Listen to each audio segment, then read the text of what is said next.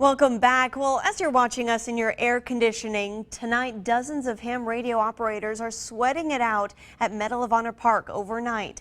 It's part of an annual event to train for disaster and show off amateur radio. News 5's Chad Petrie has the story. They're setting up equipment that's sometimes big, sometimes thin, but ready for anything. It's amazing that we can take just a small piece of wire, put it in the air, and we can talk around the world with it with very little effort.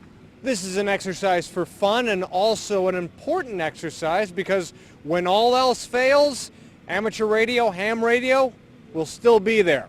If all communications go down, such as the Twin Towers in New York City, where all the communications are on top of the Twin Towers there, the first people who respond after that were ham radio operators. Radio operators try to make contact with as many other people and clubs as they can until noon Sunday. We have what's called pile-ups, and it'll be extremely difficult to get on some frequencies because there's some places that people want to talk to more so than others. Hartman says they'll make contact with around 700 by the time it's all over. All amateur radios are powered by generators, the same way they would be in the event of a disaster.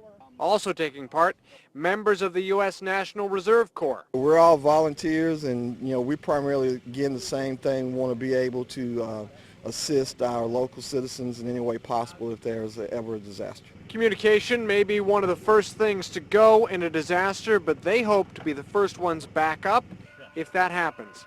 In Mobile, Chad Petrie, News 5. And organizers say last year's Amateur Radio Day was hit by some heavy storms late in the day, but they kept their equipment going and didn't get flooded out. And this year it seems they're just dealing with the intense heat.